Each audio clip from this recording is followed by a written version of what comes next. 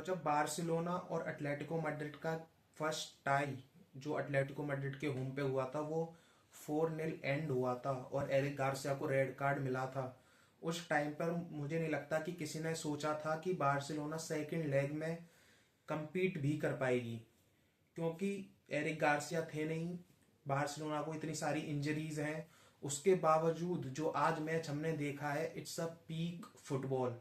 जो हमने आज मैच देखा है बार्सिलोना और एटलेटिको मैड्रिड के बीच में, जैसे बार्सिलोना ने कम्पीट करा है एटलेटिको मैड्रिड के अगेंस्ट, वो मतलब होता नहीं है, ऐसे मैचेस कभी होते नहीं है।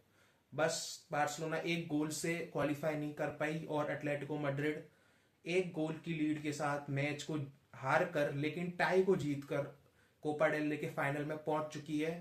तो इसी मैच के बारे में हम बात करने वाले हैं। अगर इस मैच की मैं बात करूं तो जिस इंटेंसिटी के साथ बार्सिलोना ने इस गेम को स्टार्ट किया था एटलेटिको मैड्रिड के अगेंस्ट, वो कमेंडेबल है। मतलब Hansi Flick is one of the best coaches in Europe right now. आज जो मैच प्रिपरेशन था उसे देख के हमें पता चल चुका है कि why he is the best manager in Europe right now in terms of offensive play. जिस तरीके से वो फेरान टोरेस, रफीनिया और लमीन यमाल के साथ, रेशफर्ड और लेवेंडोस्की के साथ भी जो उन्होंने आउटपुट निकाला है, गोल आउटपुट इस सीजन में, जबकि इतनी इंजरीज रही है बार्सिलोना को, इससे हमें पता चलता है कि हांसी फ्लिक कितने बढ़िया मैनेजर है और कितनी बढ़िया तरीके से वो मैनेज कर रहे हैं। बात रही बार्सिलोना की डिफेंस की, तो उस पर भी लोग काफी ज्यादा क्रिटिसाइज कर रहे हैं हांसी फ्लिक को, लेकिन हमें पता है कि हांसी फ्लिक जो है उनका काफी high risk high rewarding football है, तो उसमें वो कहीं ना कहीं वो चीजें रहेंगी।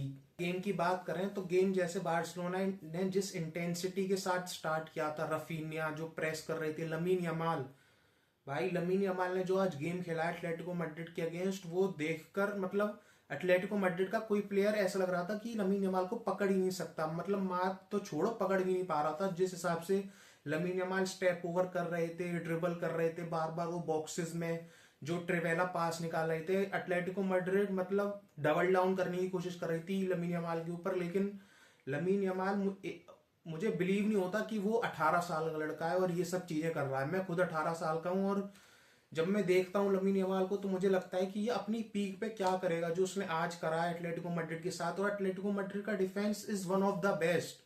मतलब अगर आप यूरोप में बात करें, टीम जिनके डिफेंस सबसे बढ़िया रहते ही हैं हिस्टोरिकली, जो हम जानते हैं कि डिएगो सिमियोनी जो अपनी टीम को मतलब वो प्रेजेंट करते हैं मैच में, जो उनकी टैक्टिक्स होती हैं वो कितनी ज्यादा मतलब डिफेंसिव रहती हैं।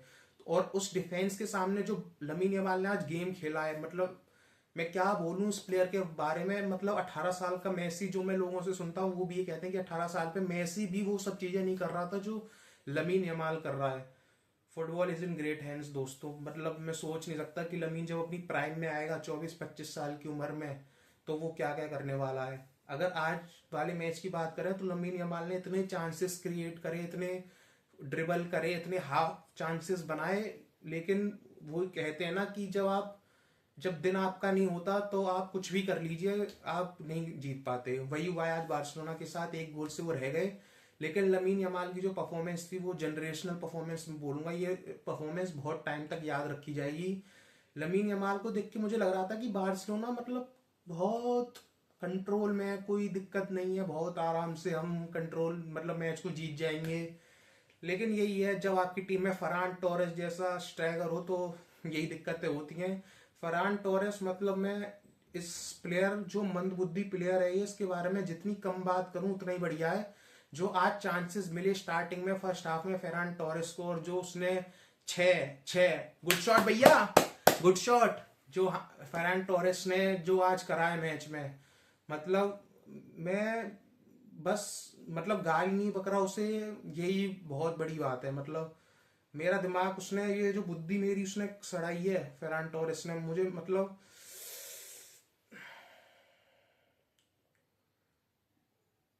उसको भाई फेरान टोरेस को निकालो यहाँ से, कहीं उसे भेजो, उसे सऊदी वाउदी भेजो, उसे कहीं, उसे तेल अवीव भेजो, जो रोनाल्ड अराउहो गया उसे इसराइल इसराइल भेजो उसे। यहाँ क्या कर रहा है भाई तू?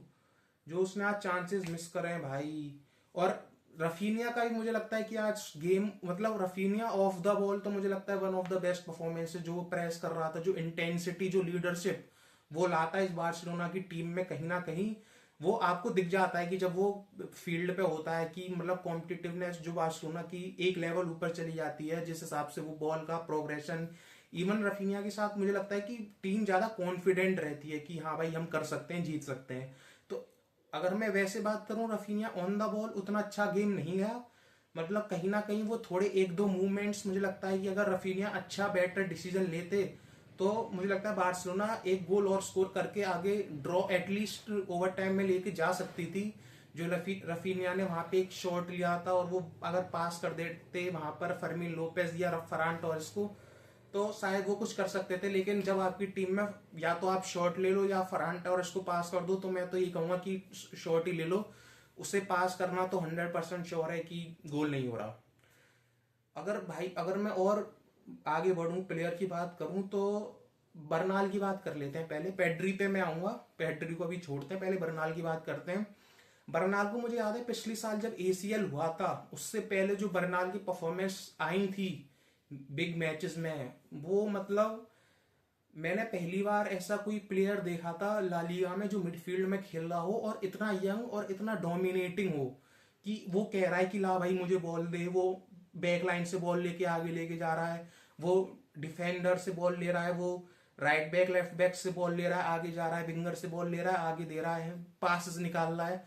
तो बर्नाल को जब इंजरी हुई थी तो मुझे लगा था कि मतलब अब इस लेवल पे नहीं खेल पाएगा ये अगले एक दो साल तक, क्योंकि 18 साल का यंग प्लेयर, और जब यंग प्लेयर को एसीएल हो जाता है और जब वो वापस आते हैं तो इतना इजी नहीं होता, आप थोड़ा अपना गेम का पार्ट लूज कर देते हो। लेकिन जो बर्नाल वापस आया है और जो आज उसकी परफॉर्मेंस है भाई, 2 गोल मारे बार्सिलोना के लिए, दोनों मैं बोलूंगा कि कहीं ना कहीं प्रेजेंस ऑफ माइंड काफी बढ़िया था उनका कि उसने वो गोल मारे। और अभी थोड़ा यंग है, उसे टाइम देना पड़ेगा, लेकिन आगे आने वाले टाइम में मैं देख सकता हूं कि he can be a future for Barcelona. मतलब जो उसके कहीं ना कहीं वो फ्लैशेस दिखते हैं मुझे उसमें कि he can be a good player. और अगर हम और बात करें तो मुझे लगता है बार्सिलोना की जो बैक लाइन आज परफॉर्मेंस थी पूरी टीम की, काफी मतलब काफी बढ़िया परफॉर्मेंस थी। आप ये नहीं कह सकते कि ये प्लेयर गंदा खेला या ये प्लेयर अच्छा नहीं खेला। कुबारसी अगेन बहुत ही बढ़िया उनकी आज परफॉर्मेंस रही है, जो उन्होंने बॉल एटलेटिको मैड्रिड ने ज्यादा कुछ अटैक करा नहीं, एटलेटिको मैड्रिड पे ही मैं आऊंगा, डिएगो सिमियोनी पे ही मैं आऊंगा। एटलेटिको मैड्रिड ने ज्यादा अटैक करा नहीं या बार्सिलोना ने करने नहीं दिया। अब इस ग्राउंड पे मैं बोलूंगा कि एटलेटिको मैड्रिड ने ज्यादा अटैक करा नहीं, एटलेटिको मैड्रिड सॉर्ट ऑफ पीछे बैठ गए थे। उनका टैक्टिक्स क्लियर था कि 4-0 की लीड है हमारे पास, हम पीछे बैठ के आराम से इसे लेके जाएंगे अपने एंड तक और फाइनल में अपनी जगह पक्की करेंगे। लेकिन अगर मैं आऊं बैकलाइन पे बार्सिलोना की, तो पाओ कुबार्सी ने जिस हिसाब से कमांड करा है बैकलाइन को, क्योंकि आज एरिक गार्सिया नहीं थे और उनके साथ खेल रहे थे जेरार्ड मार्टिन, लॉर्ड मार्टिन जिन्हें कहा जाता है।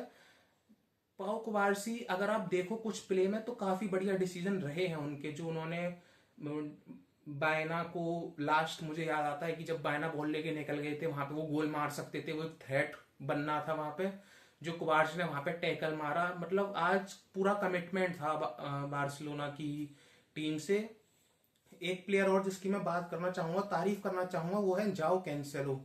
मुझे याद है जाओ कैंसेलो जब पहला स्टेंट था उनका बार्सिलोना में अंडर जावी, जब वो मैनेजर थे, तो वो काफी मतलब अच्छा नहीं था, क्योंकि हमें याद है पीएसजी के अगेंस्ट जो उसकी परफॉर्मेंस थी, मतलब फालतू में पेनल्टी दे देना, डिफेंसिवली बहुत बड़ी लायबिलिटी थी वो। लेकिन आज जो जाओ कैंसेलो ने गेम खेला है, बहुत ही बढ़िया गेम खेला है।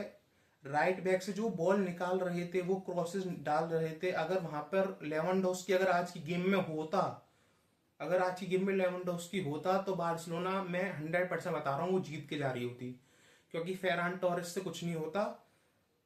मतलब यार कंपीट कैसे कर रही है बार्सिलोना फेरान टोरेस के साथ, मुझे तो यही समझ नहीं आ रहा।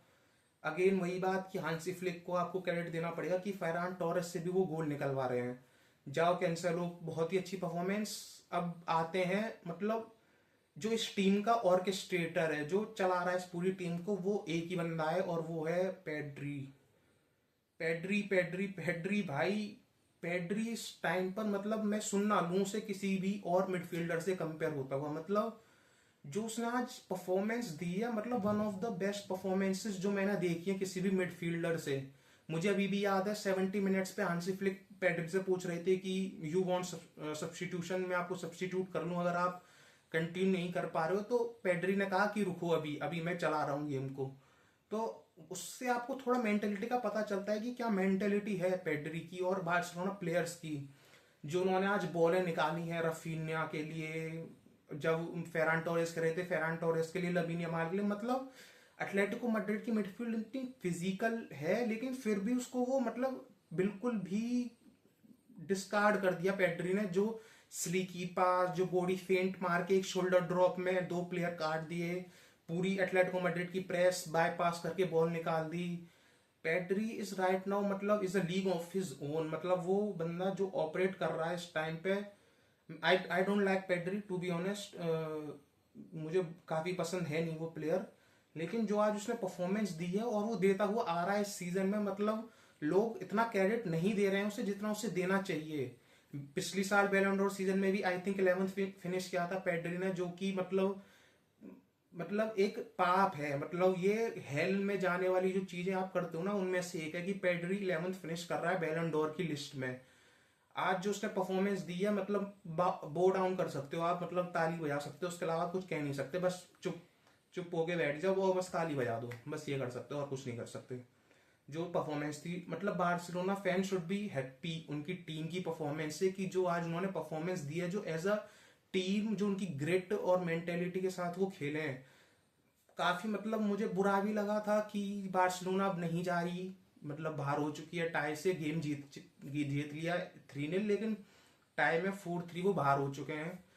तो बट दिस इज फुटबॉल, मतलब आप अगर फर्स्ट लेग में 4-0 गोल खा लेते हैं तो सेकंड लेग में फिर यही होता है कि आप कितनी भी ट्राई कर लें, आप 4 गोल बहुत ही मुश्किल मतलब होता है कि आप 4 गोल से स्कोर करें, फिर ओवर एक्स्ट्रा टाइम में जाके वो मैच जीतें।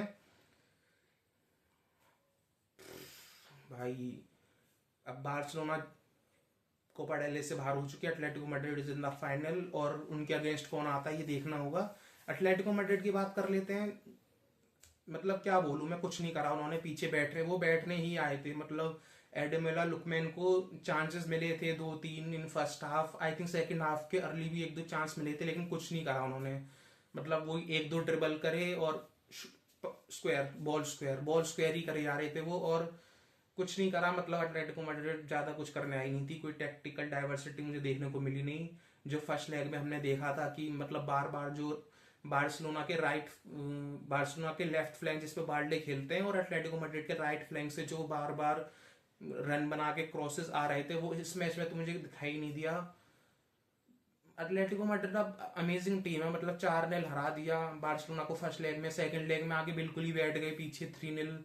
तो you never know, Atletico Madrid का सीजन भी कुछ खास जा नहीं रहा है। कई मैचेस में बहुत ही बढ़िया परफॉर्म कर रहे हैं, कई मैचेस में आगे बिल्कुल हक दे रहे हैं पिच पे। तो देखना होगा कि अब आगे कैसे जाती हैं टीमें। और डिएगो सिमियोनी, मुझे लगता है कि अब डिएगो सिमियोनी से मुझे लगता है आगे बढ़ जाना चाहिए एटलेटिको मैड्रिड को इस सीजन के बाद, क्योंकि काफी पैसा इन्वेस्ट करा है एटलेटिको मैड्रिड ने पिछले कुछ सीजन्स में। Again do I like Simeone, मुझे तो काफी पसंद है अगर मैं आपको बताऊं, लेकिन अब आपको आगे बढ़ना पड़ेगा। ये फुटबॉल मतलब ये मुझे रिलायबल नहीं लगती है। ये आपको 1 या 2 सीजन आपको स्टेबिलिटी दिला सकती है, जो सिमियोनी ने दिलाई भी है पिछले 10 साल में। मतलब बहुत स्टेबिलिटी आई है एटलेटिको मैड्रिड में, लेकिन अब आपको एक स्टेप लेना पड़ेगा ऊपर, जो मुझे लगता है कि सिमियोनी के साथ एटलेटिको मैड्रिड नहीं ले सकती। तो एटलेटिको मैड्रिड को अब आगे देखना पड़ेगा सिमियोनी के बाद, और वो शायद बहुत सी रिपोर्ट आ भी रहे हैं कि एटलेटिको मैड्रिड शायद सिमियोनी छोड़ के जा सकते हैं। तो देखना होगा, मतलब अगर सिमियोनी जीत जाते हैं कोपा डेल रे इस सीजन में, तो एक अच्छी फिनिशिंग ही कहूंगा मैं फेरी टेल की, क्योंकि 2 चैंपियंस लीग फाइनल खिलाए, दोनों बार मैड्रिड से हार चुके हैं वो। लेकिन अब ज्यादा पास्ट में जाने की हम नहीं जाएंगे ज्यादा पास्ट में, लेकिन एटलेटिको मैड्रिड ने करा है, मतलब मेरे हिसाब से सिम्योनी ने काफी स्टेबिलिटी लाई है। लेकिन अब नेक्स्ट स्टेप लेना पड़ेगा अगर उन्हें उस टॉप लेवल पे जाना है, जो कंपीटिंग विद मैड्रिड एंड बार्सिलोनाज। तो आपको फिर एक लेवल ऊपर लेना पड़ेगा, जो सिम्योनी के साथ मुझे नहीं लग सकता कि बार्सिलोना ले पाएगी। आप बताइए कमेंट सेक्शन में कि आपके क्या ओपिनियन है, और अगर वीडियो अच्छी लगी हो तो लाइक कर दीजिएगा, चैनल को सब्सक्राइब कर दीजिएगा। मिलते हैं अगली वीडियो में, और अगर कोई रिकमेंडेशन हो वीडियो को लेके या कंटेंट को लेके, तो आप वो भी मुझे कमेंट सेक्शन में बता सकते हैं। चलिए, जब तक अपना ध्यान रखिएगा।